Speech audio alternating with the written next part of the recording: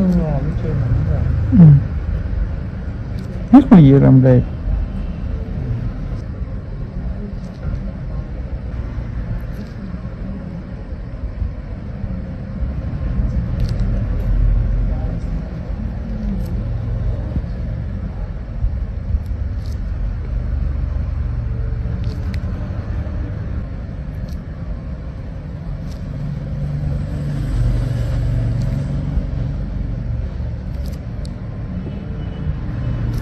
Không biết rồi chị Huyền phải làm mau dưới đây là anh đang làm đi.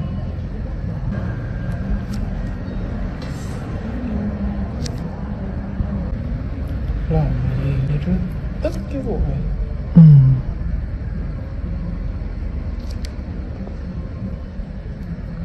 Nhưng mà phải nhờ có mấy người như đó mình mới nấu vào.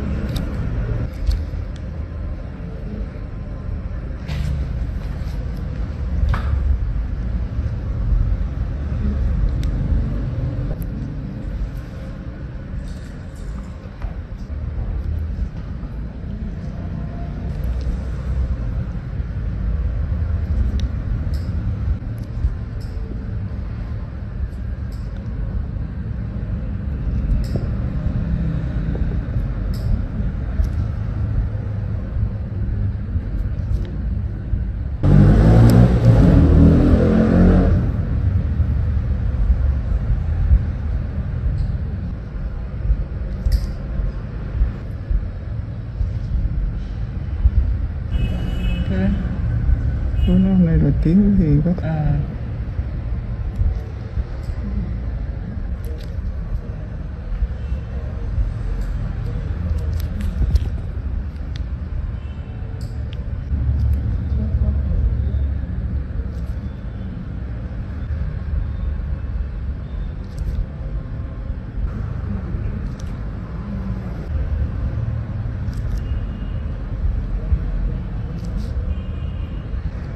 Tính là mấy con bạn kiến kỹ thì rất cái làm trong cái sợ.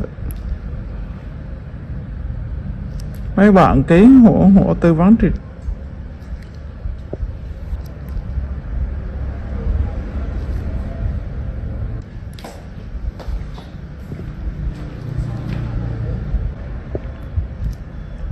Nhiều người bị hại đồng tiền này cũng chưa đánh giá một.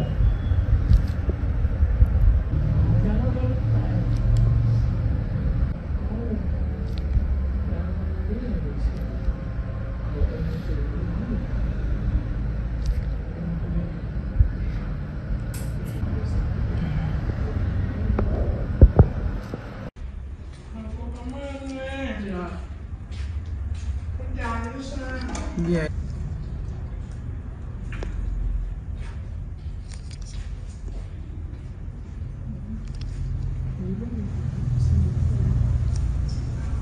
Ra mở cửa đưa cổ gì rồi nhìn bị sao?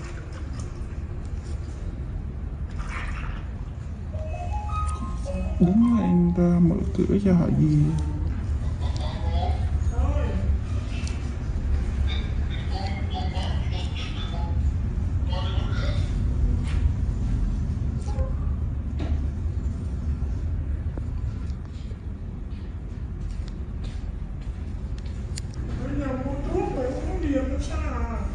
Dạ đúng.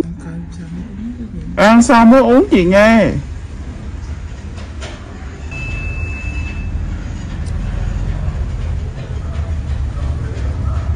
Hiền á Hiền. Nói cô nói là ăn xong rồi uống nè. Em có nghe chị nói chị không mà chị hết.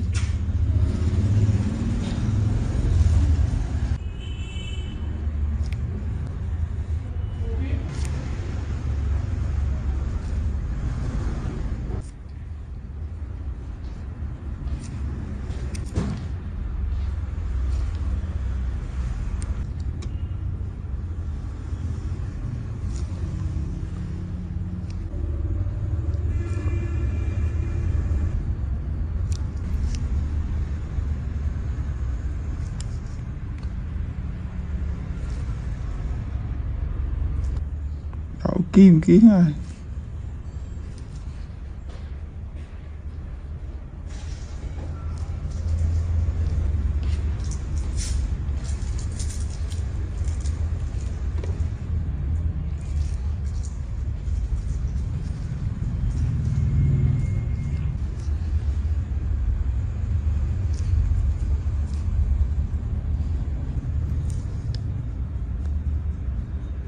Nhà bên kia thấy chưa? Dụng vàng quá Thảo.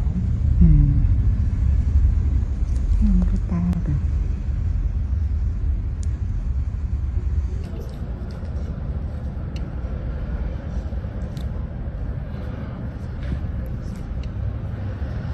Khiến cho cái đàn bởi vì sao trắng xuống đất xí kia.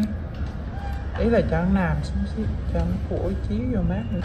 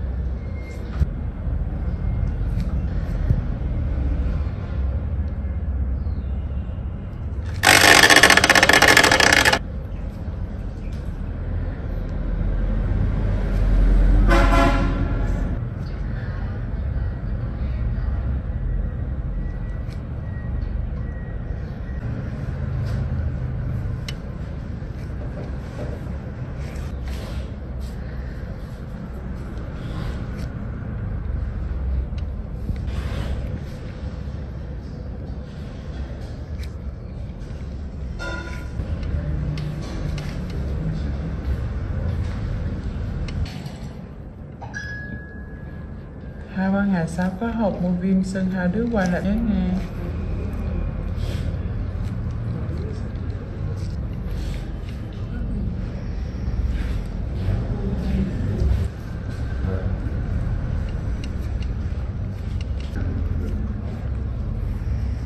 Chị cảm ơn hai đứa nha.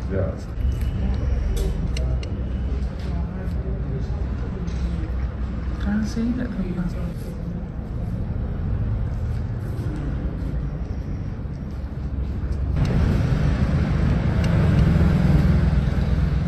Em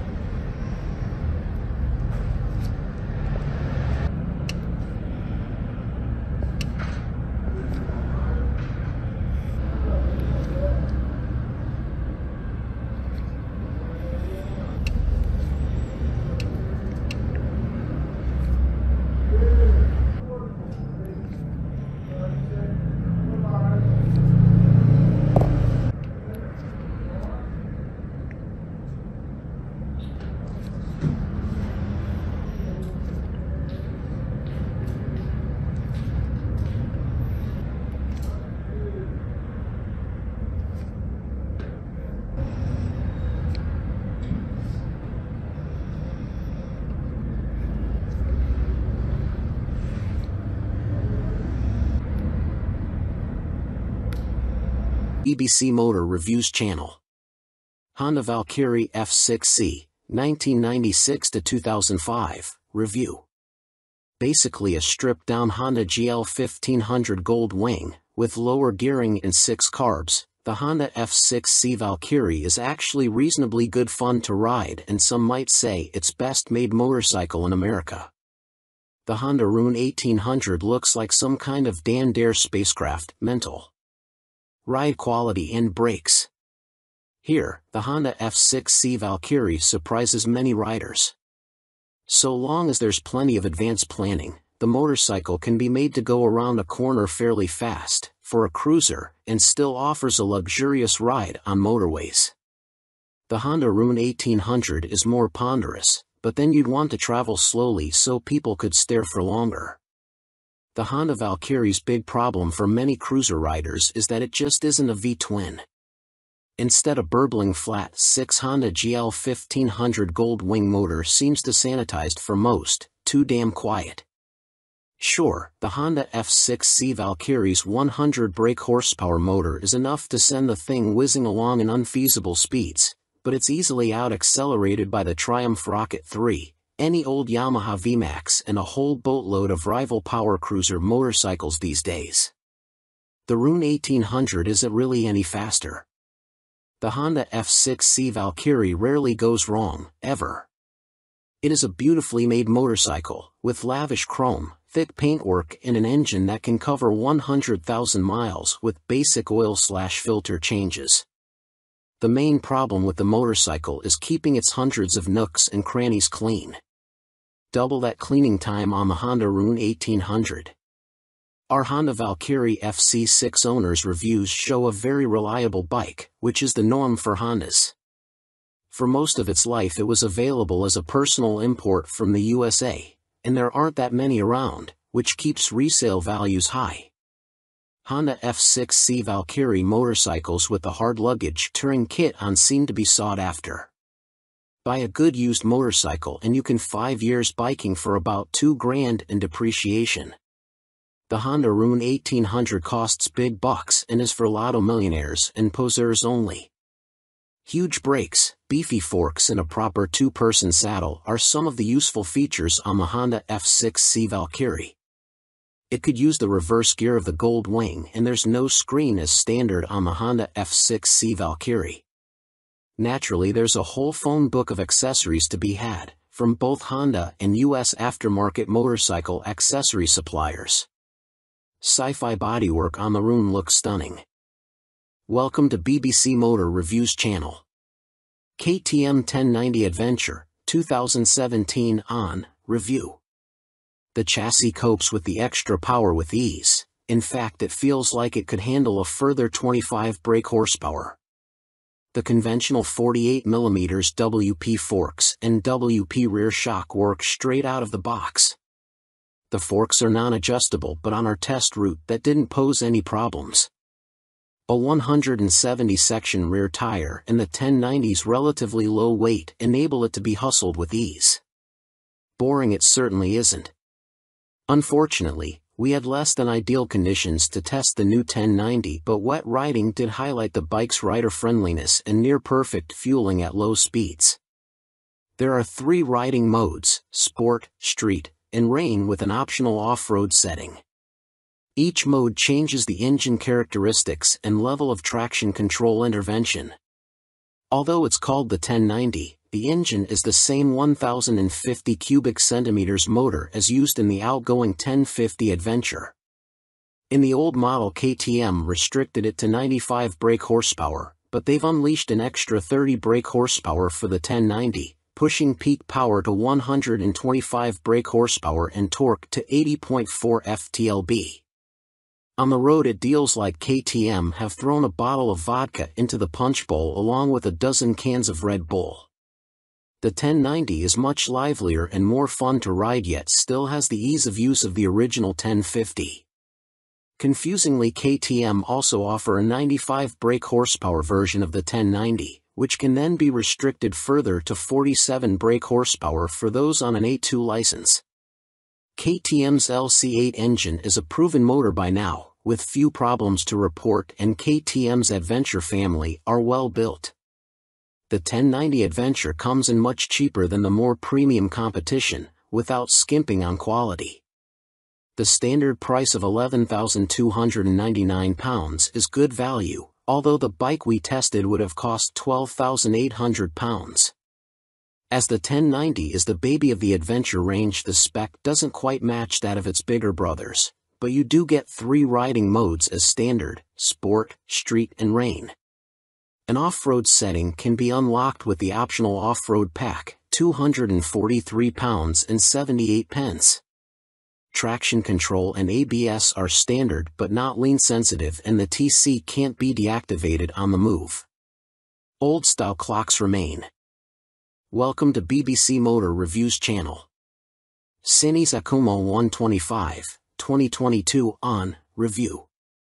Priced at £2,599, the Akuma significantly undercuts the popular Honda MSX 125 Grom, which is its obvious target. And though my preference is for traditional-looking bikes with a retro feel, like the WK Scrambler or Cines's own Outlaw, after riding the updated Akuma, I'm genuinely impressed. Ride quality and handling are altogether spot on, and though not the outright fastest, it's plenty quick enough. Yes, perhaps the seat leans you a bit too far forwards, and at 6 foot tall my knees are a bit high, but this aggressive style and involving feel make the Akuma a confidence-inspiring and solid first ride for any newcomer. If I wasn't a skint student on part-time wages, I'd buy one without a moment's hesitation. Can't say much more than that. For 2022, the Cines has larger 14 inches wheels, upgraded from the previous 12 inches. Still small, they improve handling and give a stable feel around corners, while still making the Akuma very agile at low speed and in close quarters. The handling is smooth too, thanks to the suspension and low center of gravity, and with the seat pushing you forwards you can really feel every inch the bike. Leaning forwards into corners and tucking in on the straights, the Akuma might be a modern monkey bike but rides like, well, a proper bike. They call it the Mini Monster, and it deserves the nickname, being a down-to-earth yet modern bike that both looks and rides the part. Being angled steeply forward means the seat does affect comfort, and with the abrupt shape of the tank you need to be gentle with the brakes. The Akuma is also very compact. It's physically smaller than my own WK Scrambler 50. However, although perhaps better suited to smaller riders, with its 820mm seat height, the Cines happily supports 6 feet of teenager. Both the front and rear brakes very good, and they're combined, which means the front is linked to the rear. There's no ABS, however. Being air-cooled instead of liquid-cooled doesn't really match the modern style of the Akuma, and with 9.7 brake horsepower it's not as powerful as other more modern bikes. However, this also means welcome simplicity, and you'll get your money's worth of reliability. It's also fast enough. Accelerating sharply and with a more than adequate 67 miles per hour indicated top speed, the Akuma feels swift and has the smoothest, easiest gear change of any 125 cubic centimeters bike I've ridden. Most noticeable of all the Akuma's features is the 3-tiered exhaust. It's not just an eye-catching MV Augustus styling trick but 3 fully functioning pipes that sound ace as well as looking great. With aggressive shapes, new blacked-out finishes, steel trellis frame, which is non-structural, and its raised tank giving the look of an arched back and so resembling a big cat, go on, imagine, riding the Akuma makes me feel like I stand out from the crowd. Which is important for the teenage market. Switchgear, components and overall finish look and feel pretty good for a $2,500 bike. Some fasteners and smaller parts will need coating with anti-corrosion treatment for winter use, but that's true of some bikes costing 5 times as much. And overall the Cines does a good job of disproving preconceptions about cheap, flimsy Chinese bikes. Honda's trendy MSX 125 Grom costs £3,849. Yes, it's a bit nicer finished than the Cines and will hold its value better, but it's only got the same power and the extra £1,300 over the Akuma can be a big ask for a cash-strapped teen. Benelli's TNT 125 is also made in China and costs the same as the Cines. It's got a couple of horses more and a neat-looking trellis frame, but it's also a tad gaudy and in-your-face. Picking between them is as much down to their image and personal preference as anything else. Tech fan? You'll be interested to learn that the display now has multiple color options as well as brightness settings. At first, I thought it was just another knick-knack, however it is helpful especially in changing weather or when looking through a tinted visor. And it's like socks with days of the week on, every day can be a new color. The display is also crystal clear and comes with a small array of function as expected: time, trip, odometer. Something that I quite like are the large buttons that the Cines uses. None of this tapping the wrong control malarkey, just big simple buttons, easy as you like. 2019, Cines Akuma launched late in the year as a 2020 model. Modern monkey bike with air-cooled 4-stroke single and 12-inch wheels. 2022, upgraded with larger wheels, jazzy new clocks, plus more refined styling and colors. Replacing the stock bike's KYB suspension, the SP features Gen 2 Öhlins semi-active suspension, NIX 30 SV forks and a TTX 36 SV shock, which automatically controls the damping levels while leaving spring preload manually adjustable. Featuring spool valves rather than traditional needles valves, which Öhlins claim deliver faster adjustment and a more accurate responsiveness at the low and high ends of the adjustment range, the SP suspension can be set in one of 3 semi-active damping modes, A1, A2 or A3, or one of 3 manual setting, M1, M1 or M3, which remove the semi-active function and allow fixed damping settings to be selected via the dash. An incredibly impressive system, the semi-active suspension responds to undulations in the road surface instantly, smoothing them out and making the SP feel like it is gliding over the bumps. Harsh ones still give you a kick, but unlike on a conventional system, the semi-active damping instantly recovers and keeps the MT nicely composed, a feature that reduces its tendency to shake its head when exiting bends under hard acceleration. On the UK's roads, A2 is the best option for bumpy B roads where A1 suits fast, smoother road better and A3 is more for straight-line cruising, as when the pace ups it feels a bit soft at the rear end. And the SP's brakes are better too. Fitting braided steel lines can make a bike's brakes feel horribly dead at the lever as they lack rubber lines comforting initial squish. However, on the SP there is still enough feel to allow you to apply small amounts of pressure accurately via the new Brembo Radial Master cylinder. They don't scream race bike and aren't as fierce in their bite as some rivals' setups, but are fine for use on the road, and it is great to see the SP and stock MT now featuring cornering ABS thanks to the addition of an IMU in this latest generation. Good and bad news with the new Euro 5 compliant engine. Starting with the good, Thanks to the revised fuel injection system, the throttle response is now smooth. In B mode, A mode is still a bit too aggressive for road use, and the Crossplane's enhanced mid-range surge of power is staggering, as is the wonderful offbeat sound, which has been tuned through a new intake system and feel.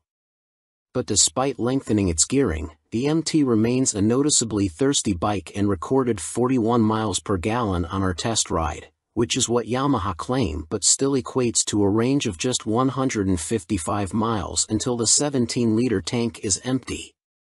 If you opt for the SP, alongside the Öhlins suspension you gain braided steel brake lines as standard, as well as a 3-piece belly cowl, black bars and levers, and a stitched seat. Unlike the stock bike, which comes in 3 color options, cyan, blue and black, the SP is only available in Icon Performance, and it also features a polished metal finish on its swing arm where the stock bike has a black painted one. Everything else, including the engine and electronics package, is identical between the two MT10 models, which is good news for MT10 owners but a bit disappointing for SP owners who may feel like they deserve something extra to brag about aside from suspension. Which brings up the question of price. The MT10 SP costs £2,500 more than the stock MT10 at £16,000, which is tantalizingly close, especially when you look at a finance package. On a PCP deal after a £3,000 area deposit, you are looking at paying about £35 a month more for the SP when compared to the stock bike. That's about the price of a takeaway meal for 2 every month, which seems a small sacrifice to gain that all-important Öhlins bling. In terms of running costs, both the SP and stock MT10 have the same poor fuel economy and cost roughly the same to insure and service, so that's not a factor in ownership, and the SP should hold its residual value a bit better. How does it stack up against its rivals? Very well. The SP is £16,000, where a Ducati Street Fighter V4 is £19,551 or £21,651 in S-Guise with semi-active suspension. The Aprilia Tuono V4 factory is £16,900, the KTM Super Duke EVO £17,899, Triumph Speed Triple 1200 RS £15,500, which lacks semi-active suspension, and the Kawasaki ZH2 SE £19,079. Sharing the same tech package as the stock MT, the SP is no less impressive when it comes to its safety assists. Thanks to a 6-axis IMU you get cornering ABS and TC as well as slide control and anti-wheelie that sit alongside an up/down shifter, engine braking control, cruise control and variable power modes, all of which are controlled via the new 4.2-inch color TFT dash, which lacks connectivity. While the electronics perform faultlessly, and the quickshifter is excellent, it is tricky to see which of the various acronyms you are selecting should you wish to tweak their. Welcome to BBC Motor Reviews channel. Triumph Rocket 3, 2020 on review. Suspension, steering and stopping are all worlds ahead of the previous Rocket 3. And as a result it now feels like a laughably large but comprehensively capable motorcycle, rather than a cartoon cruiser caricature. Related, 2020 Triumph Rocket 3 TFC news on MCN. First impressions might be dominated by the Rocket's vast proportions and the curiosity factor of cramming a motor larger than a typical family car between 2 wheels, but after a day spent studying the quality details, experiencing the meticulously managed power and appreciating the enormous improvements in refinement, you walk away feeling thoroughly impressed. The new Rocket 3 is exciting, eye-catching, attention-grabbing and pulse-raising, yet avoids straying into feeling frivolous, ridiculous, or pointless. Forget the previous Triumph Rocket 3's cumbersome bulk, heavy-handed handling, basic running gear and Romanesque name badge. The new Rocket 3's chassis is totally different. A cast aluminium spine frame replaces the old twin steel tubes, helping contribute to an incredible 40 kilograms saving over the previous bike, while steering geometry is sharper and the wheelbase is shorter. As a result, the Rocket now has a proper appetite for corners the old bike couldn't dream of. Turn-in is easy, holding a line mid-corner needs little inside bar pressure, and flick-flacking from full lean left to right, and still ending up where you intended, is absurdly accurate for a bike with a fueled weight north of 320 kilograms. Suspension is by Showa, with 47mm adjustable upside-down forks up front, and an adjustable monoshock monitoring the shaft drive. No electronic adjustment though, the clickers are all manual. The front's set pretty firm, meaning you can haul hard on the flagship Brembo Stylema front brakes. Even the rear brake is a 4-pot radially mounted caliper, to generate huge stopping force without the bike trying to tie itself in knots. Ride quality is generally good, though the short travel shock, just 107mm, has to work hard and can feel bouncy. Drive hard and you can clearly feel the rear end of the bike jack up though, a result of the torque reaction from the shaft drive being unchecked by any kind of parallelogram setup. The Rocket 3 comes in 2 flavors, Roadster R and Touring GT, with the main difference being riding position. The R has a higher seat, mid-set foot pegs and narrower bars, giving a more aggressive Street Fighter stance, while the GT's lower seat, feet-forward controls and wider, higher bars give a relaxed, cruiser feel. Everything is transferable between the bikes, meaning you can create whatever kind of muscle-power touring cruiser you like. Into the bin goes the Rocket 3's 2,294 cubic centimeters triple, replaced by this all-new, gruntier, smoother, cleaner, stronger and smaller 2,458 cubic centimeters engine. Huge 110.2mm pistons eclipse the old 101.6mm items, while stroke is significantly reduced, down from 94.3 to 85.9mm, allowing Triumph to make a shorter motor. Peak torque is identical to the previous Rocket 3 Roadster, at 163 lb-ft, but the new motor holds onto that grunt for longer as revs climb. Where the previous Rocket's torque curve fell away sharply above 2500 RPM, the new motor has a much fatter, flatter delivery. As a result, headline power is up to 165 brake horsepower. But as ludicrous as that might sound, the reality is that it's immensely easy to use.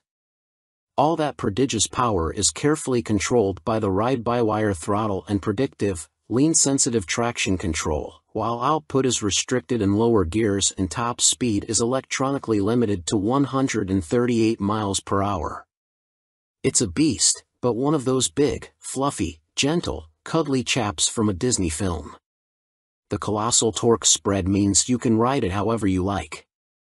Plunk it in one gear and dip into the immense grunt from 2500 to 5500 RPM if you're feeling lazy, or chase the 7000 RPM redline and work the new sweet-shifting 6-speed gearbox for maximum thrills. There's even an optional 2-way quickshifter in Triumph's accessory catalog, if you like changing clutchlessly.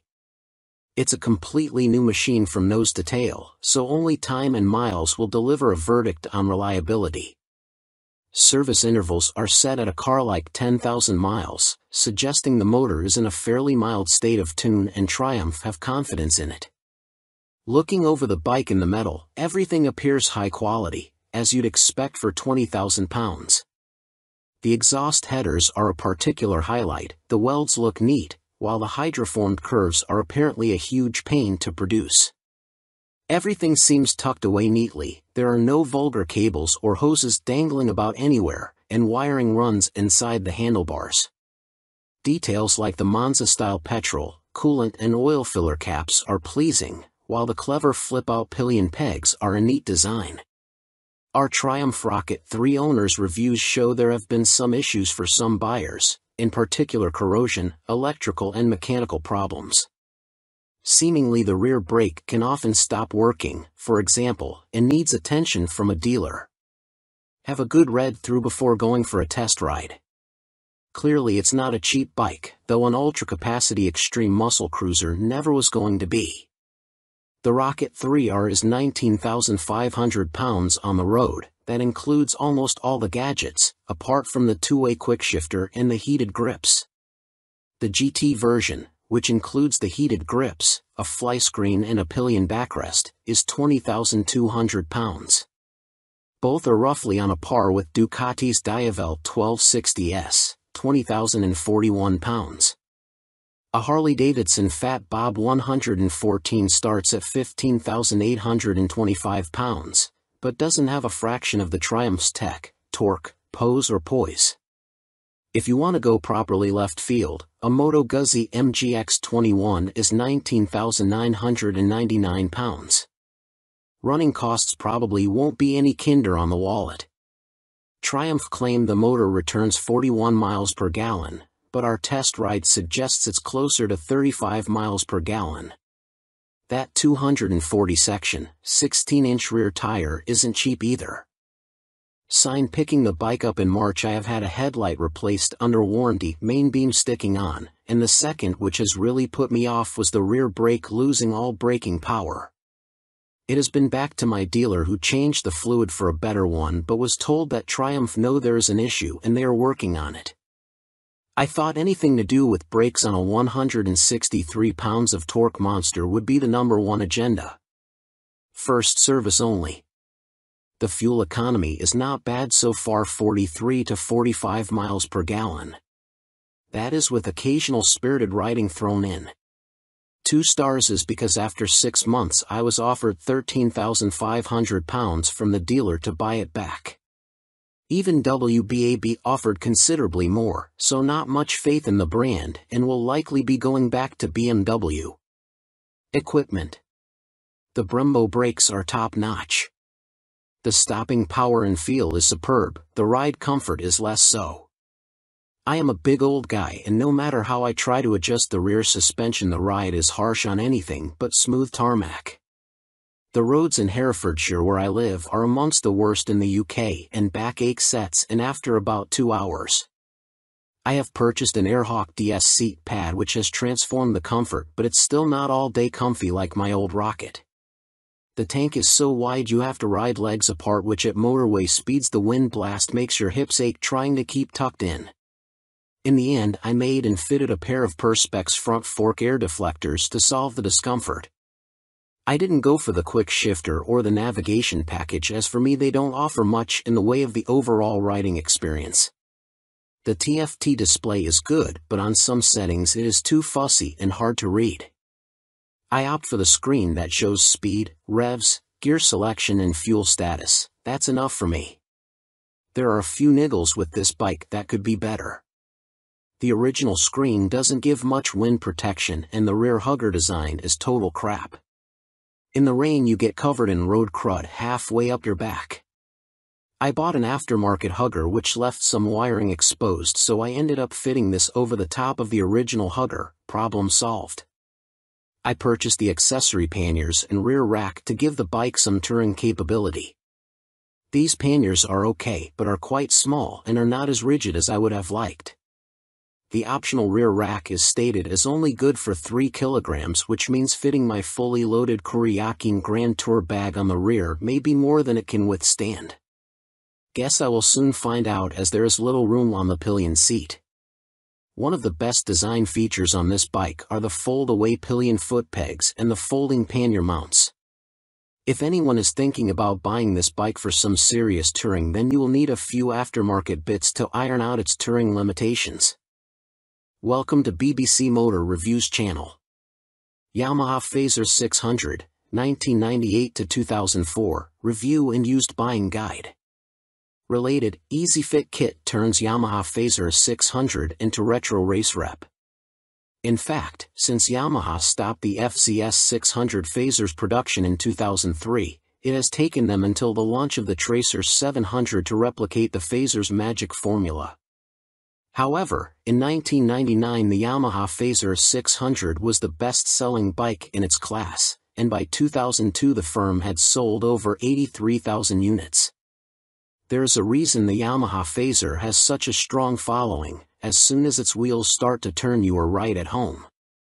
It is ease personified and most of this warm feeling comes from the wonderful motor. With the Phaser, Yamaha got the basics right and that's what makes it such a great bike. The tank range is long, the seat comfortable, the fairing effective, the brake sharp and the motor strong in the mid-range and extremely reliable.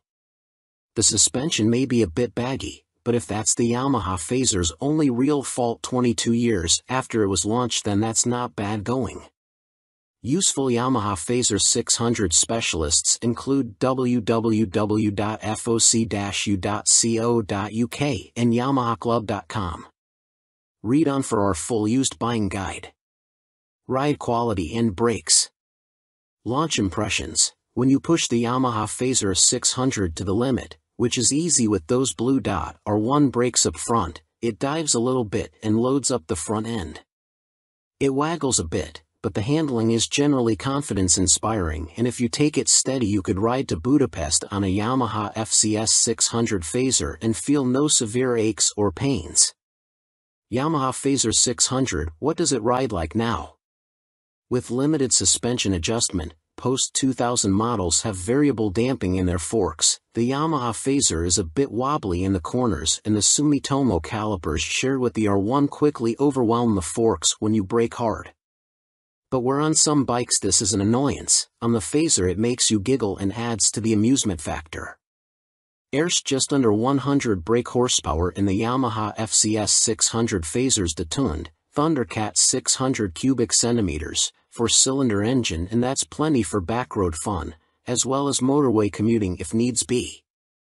The Yamaha FCS 600 Phaser delivers its power in a wide spread, and the 6-speed gearbox is there if you feel like playing tag with sports bikes. Yamaha Phaser 600, what's the drivetrain like now? The inline-4 is beautifully smooth and has that lovely mid-range pull you get with an old long-stroke unit. It's not revvy or buzzy like the FC6's engine, it's just silky smooth and full of drive. The gearbox may be showing its age, the linkage is notoriously sloppy when worn, but it clunks into gear with a reassuringly solid feel, and the bike is more than happy to break the national speed limit when asked.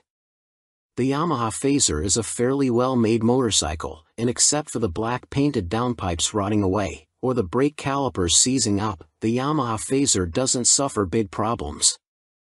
It can rack up very high miles with regular servicing. Apart from its thirst for fuel, it would make a great dispatcher's motorcycle. Yamaha Phaser 600 reliability.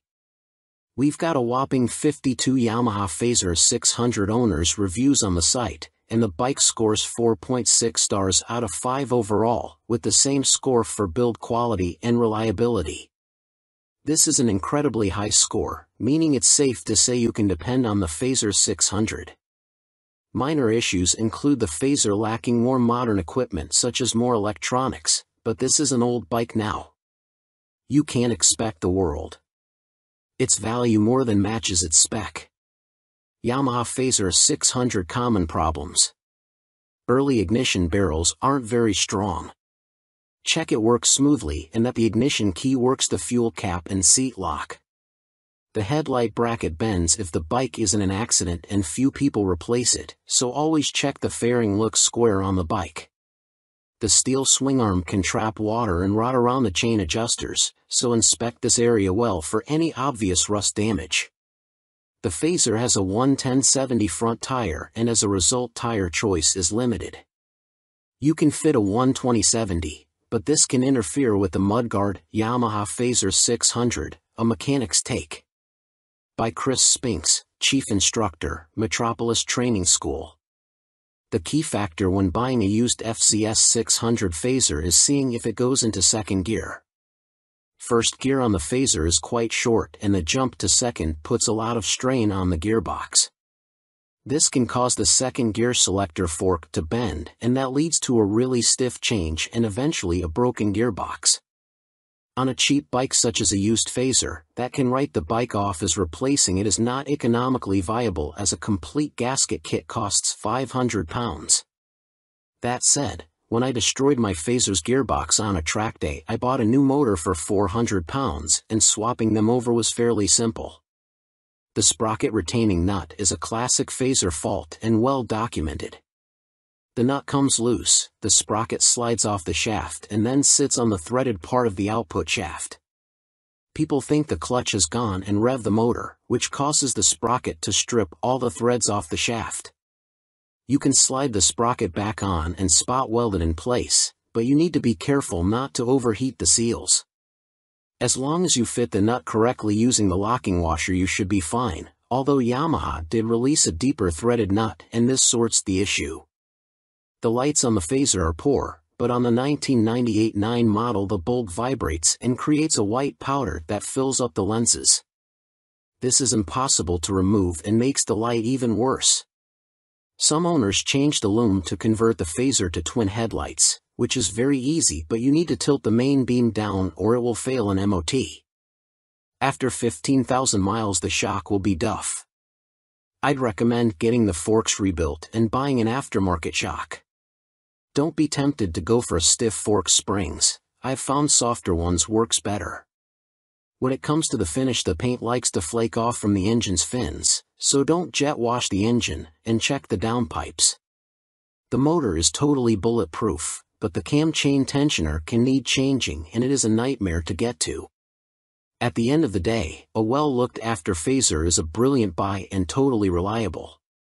At the training school we would see them cover over 65,000 trouble-free miles with only oil changes.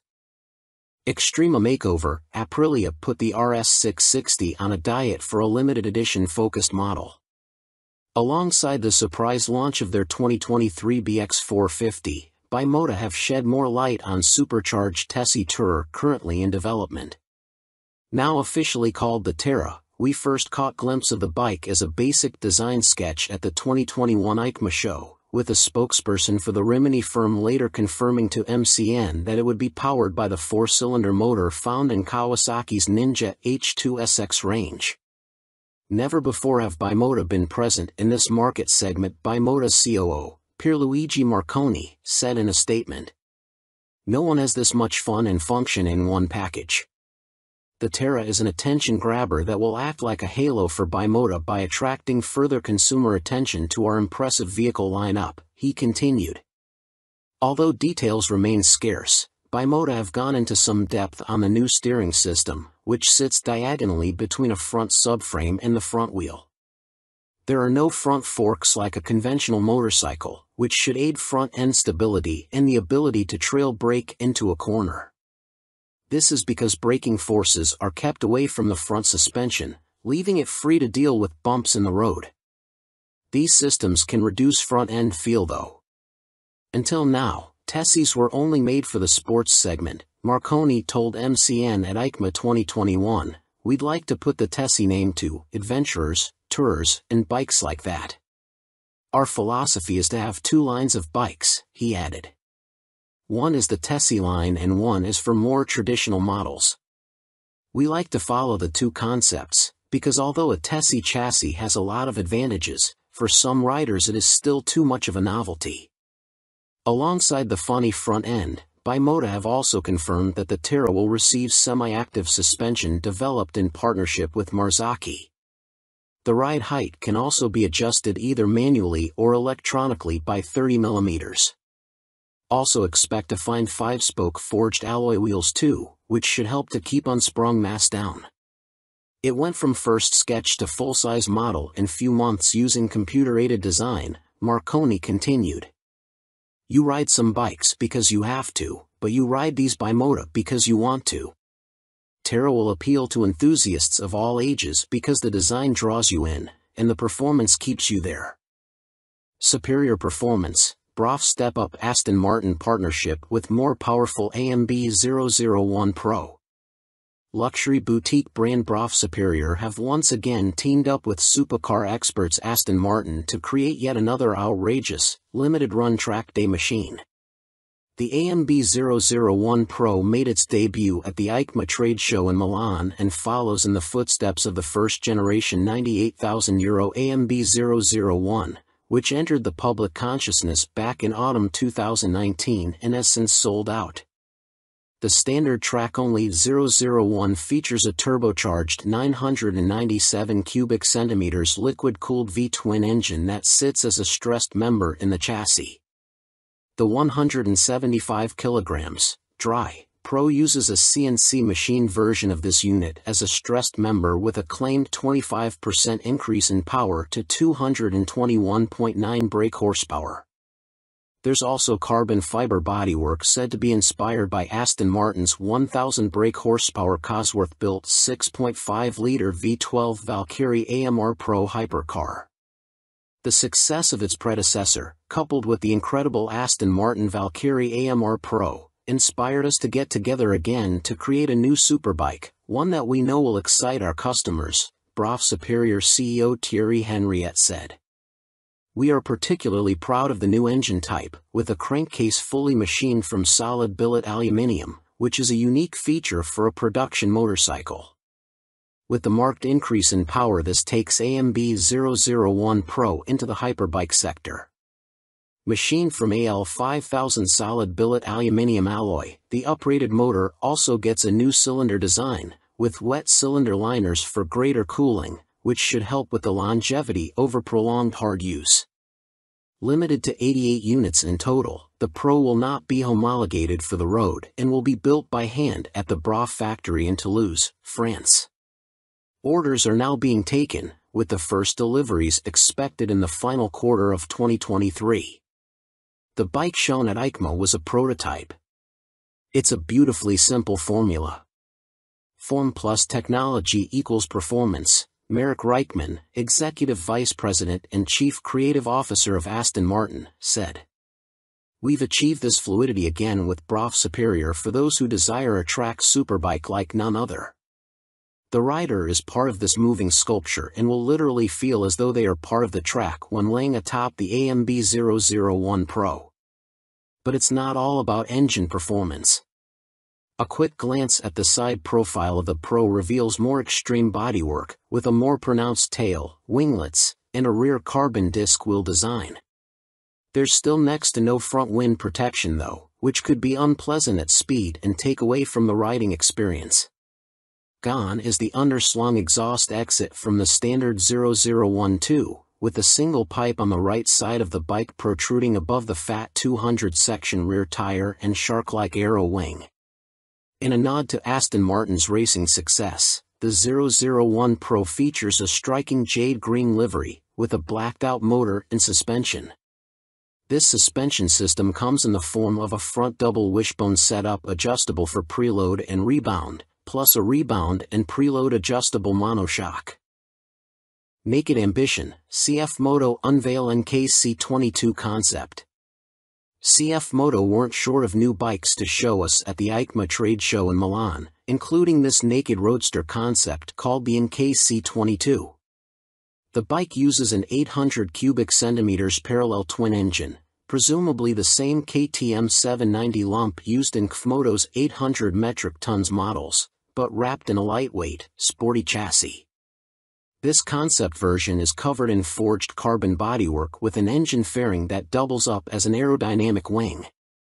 Front forks are heavy-duty upside-down units and look to be fully adjustable, while at the back a stylish single-sided swing arm holds a rear wheel blanked off with carbon inserts. CF Moto reside at the economical end of the motorcycle market, and so even this concept version gets J.1 brakes rather than the full Brembos used on last year's track-focused SRC21 concept. Twin SC Project exhausts complete the aggressive, sporty look and would, from the looks of them, far exceed UK homologation noise limits, so expect something more sensible on the finished bike. The M button on the left switchgear and the word Street on the bottom of the TFT dash display suggest that a selection of rider modes is available, with up and down buttons for cruise control also included. And the telltale phone symbol elsewhere on the screen means there's smartphone connectivity, too. CF Moto reside at the economical end of the motorcycle market, and so even this concept version gets J.1 brakes rather than the full Brembos used on last year's track-focused SRC21 concept. Twin SC Project exhausts complete the aggressive, sporty look and would, from the looks of them, far exceed UK homologation noise limits, so expect something more sensible on the finished bike. The M button on the left switchgear and the word Street on the bottom of the TFT dash display suggest that a selection of rider modes is available, with up and down buttons for cruise control also included. And the telltale phone symbol elsewhere on the screen means there's smartphone connectivity, too. Naked Ambition, CF Moto unveil NKC22 concept. CF Moto weren't short of new bikes to show us at the EICMA trade show in Milan, including this naked roadster concept called the NKC22. The bike uses an 800 cubic centimeters parallel twin engine, presumably the same KTM 790 lump used in KFMoto's 800 metric tons models, but wrapped in a lightweight, sporty chassis. This concept version is covered in forged carbon bodywork with an engine fairing that doubles up as an aerodynamic wing.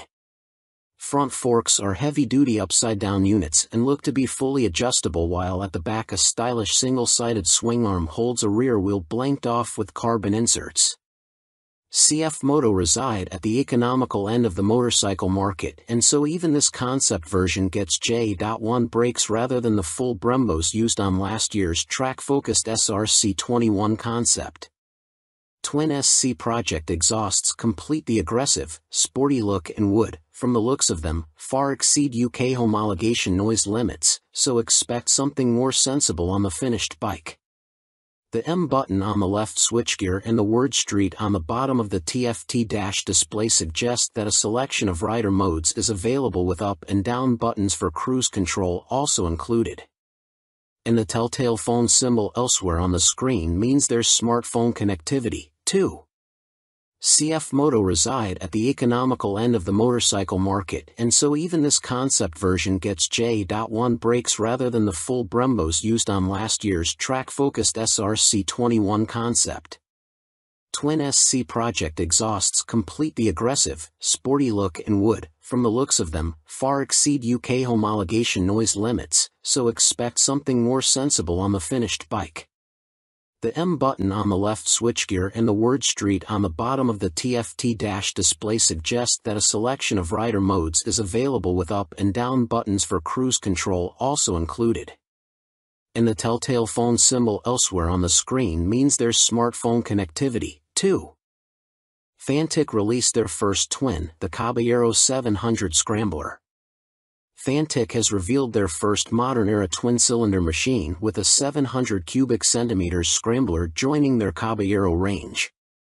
Fantic are making the most of their partnership with Yamaha, announced at the beginning of 2021, as the bike uses the 689 cubic centimeters, liquid-cooled Euro 5 engine seen in the MT-07, Tenere 700, and R7.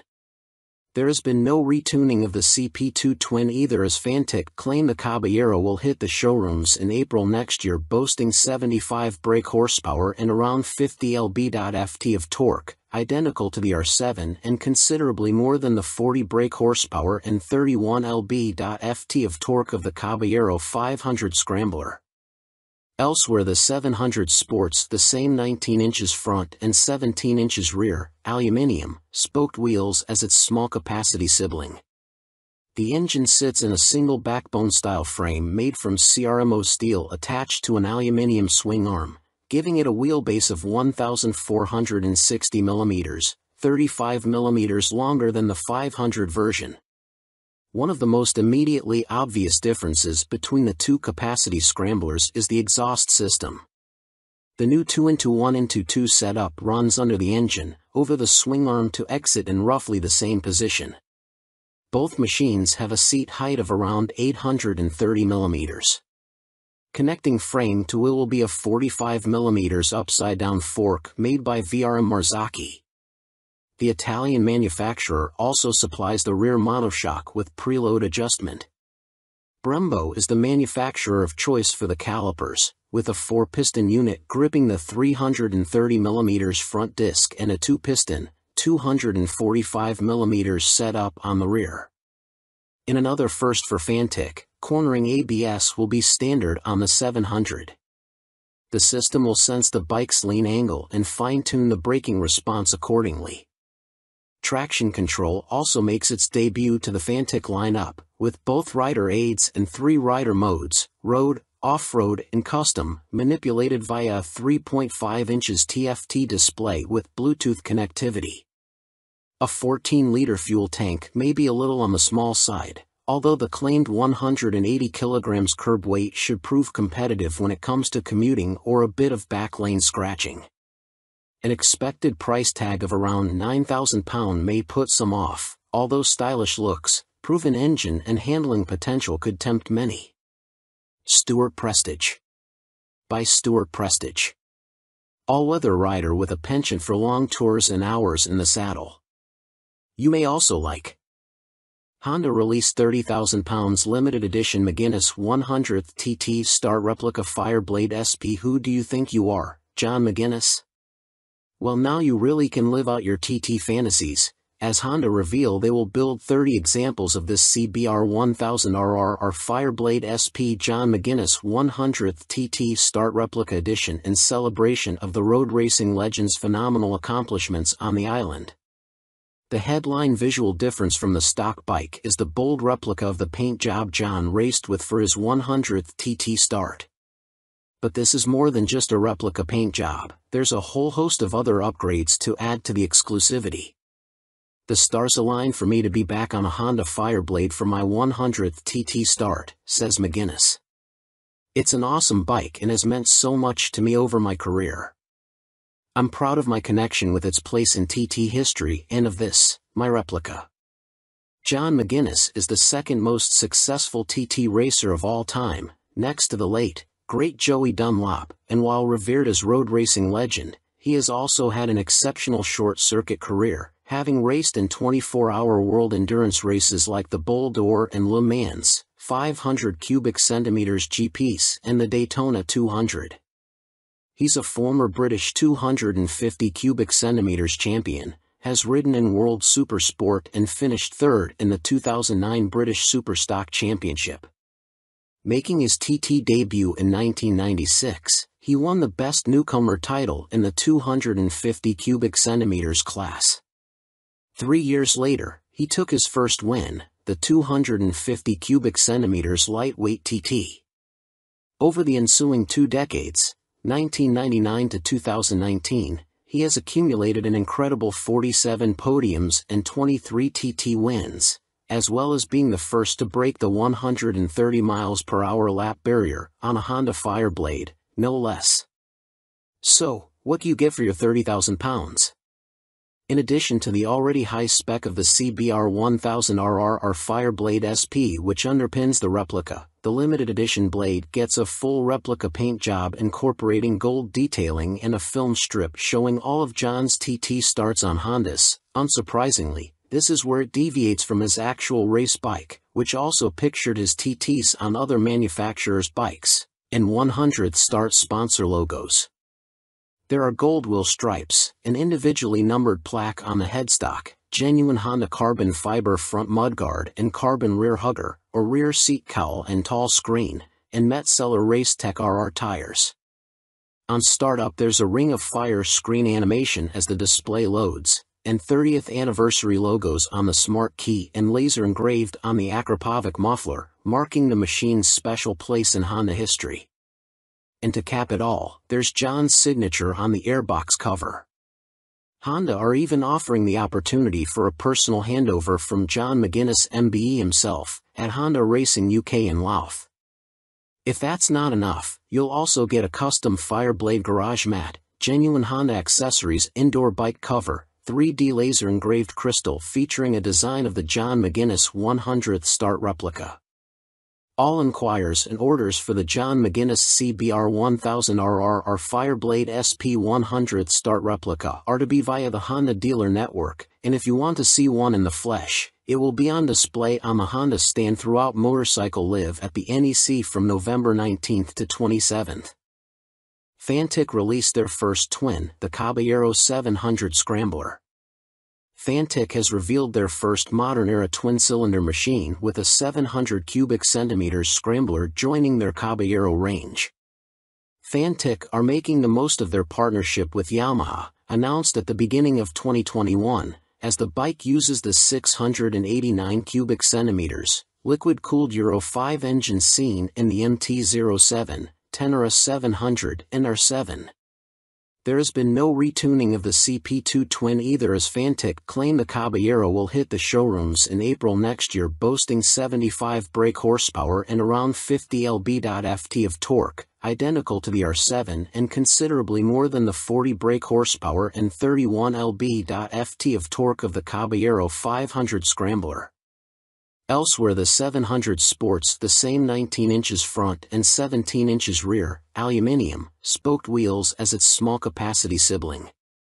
The engine sits in a single backbone-style frame made from CRMO steel attached to an aluminium swing arm, giving it a wheelbase of 1,460 mm, 35 mm longer than the 500 version. One of the most immediately obvious differences between the two capacity scramblers is the exhaust system. The new 2-into-1-into-2 setup runs under the engine, over the swing arm to exit in roughly the same position. Both machines have a seat height of around 830 mm. Connecting frame to wheel will be a 45 mm upside-down fork made by VRM Marzocchi.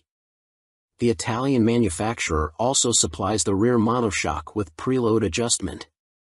Brembo is the manufacturer of choice for the calipers, with a 4-piston unit gripping the 330 mm front disc and a 2-piston, 245 mm setup on the rear.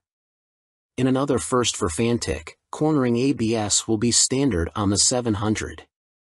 The system will sense the bike's lean angle and fine-tune the braking response accordingly. Traction control also makes its debut to the Fantic lineup, with both rider aids and 3 rider modes, road, off-road and custom, manipulated via a 3.5 inches TFT display with Bluetooth connectivity. A 14-liter fuel tank may be a little on the small side, although the claimed 180 kg curb weight should prove competitive when it comes to commuting or a bit of back lane scratching. An expected price tag of around £9,000 may put some off, although stylish looks, proven engine and handling potential could tempt many. Stuart Prestige. By Stuart Prestige. All-weather rider with a penchant for long tours and hours in the saddle. You may also like 70s superbike stunner, MV Agusta Super Veloce 1000 Serie Oro. MV Agusta may not have been directly participating in the EICMA show in Milan last week, but it didn't stop them stealing the headlines with this stunning Super Veloce Serie Oro. The carbon-clad superbike uses the Brute Ale 1000RR as a base, meaning the same 998 cubic centimeters inline 4, producing a claimed 209.1 brake horsepower with a race kit installed. Inside this motor, you'll find a countershaft that rotates at twice the speed of the primary drive shaft with the aim of reducing vibrations and promoting faster cornering. You also get the same frame and single-sided swing arm, but now clad in carbon fiber bodywork inspired by MV's 1972 500 GP Racer. Sitting alongside the smaller, 3-cylinder Super Veloce 800, the Serie Oro is planned to hit dealers in the middle of next year at a price of approximately £50,000. In total, 40 elements of the bike are finished in carbon fiber, including a set of winglets that MV claim produce 39.2 kilograms of downforce at 199 miles per hour. You also get carbon fiber disc brake covers, which attempt to pay tribute to the drum brakes of old whilst also cooling the calipers, essential on a bike capable of such high speeds. MV Agusta also claim the design allows air to flow around the brakes towards the coolant and oil radiators for better temperature control. There are air vents along the carbon fairings, too. Despite the superbike credentials, the Serie Oro has deliberately been made more comfortable and less extreme than traditional circuit stars, and it features electronically adjustable Öhlins NIX forks for a high-quality ride. They are matched to an Öhlins TTX rear shock, which bolts directly to the swing arm. As you'd expect for a bike of this caliber, stopping power comes from premium Brembo Stylema monoblock calipers, which bite onto chunky front 320mm discs. You also get 5-spoke forged aluminium rims, and 4 under-seat exhausts, just unlike the company's landmark F4. In addition, there's a suite of lean-sensitive electronics, plus a 5.5 inches TFT color dash to control them, with the added option of mobile connectivity. Dan Sutherland. By Dan Sutherland. News editor, sports bike nut, and racing fan. you may also like. Vmoto range grows. Super Soco owners launch 3 new urban models at EICMA 2022.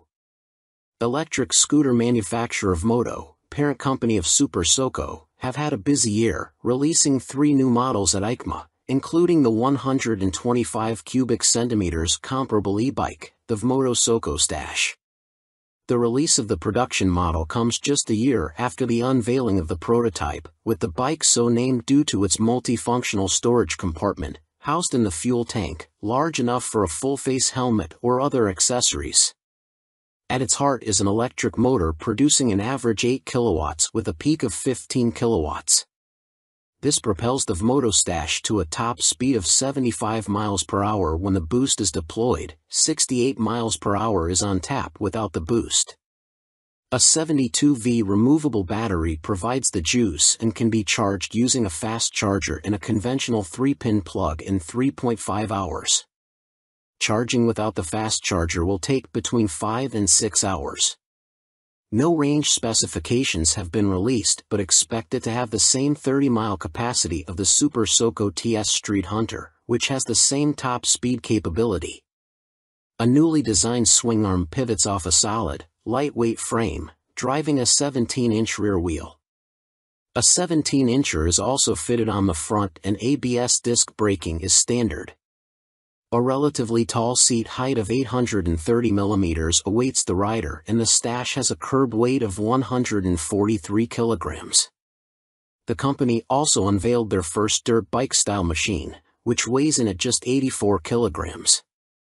The machine comes in 2 models, the Vmoto On-R, which comes with road tires, or the OFFR, which is equipped with knoblet tires. The On-R/OFFR can be set up in either L1 configuration, comparable to a 50 cubic centimeters machine, or L3, which mimics a 125 cubic centimeters. In the L3 iteration, the bike can reach speeds topping 50 miles per hour, while the L1 configuration limits the top end to just under 30 miles per hour. Vmoto claim a range of up to 90 miles with recharge times taking 2 hours for the L1 configuration and 3 hours for the speedier L3.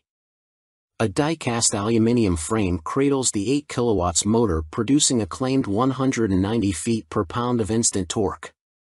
A swing arm with a single rear damper secures the belt-driven, rear-spoked wheel. No retail price has been provided. The Vmoto Soco F01 scooter is, technically speaking, not a new bike, as it was available as part of a commercial fleet, but now will be available to the general public, the company also announced at EICMA. The urban commuter will, like the On/OFFR models, will be available as an L1 or L3 configuration. A 2 kilowatts or 4 kilowatts, L1 and L3, motor will get the rider up to a maximum speed of 27 miles per hour for the L1 and 45 miles per hour for the L3 model. Vmoto claim a range of between 50 and 60 miles dependent upon the setup and riding style. The charging time of the removable battery is 3.5 hours with a fast charger using a domestic 3-pin plug, or 6 hours without the fast charger. Coming in at 110 kilograms with a seat height of 855 millimeters, the F01 should prove a popular choice for city transportation. The F01 will be available in white, light or dark blue, red and black.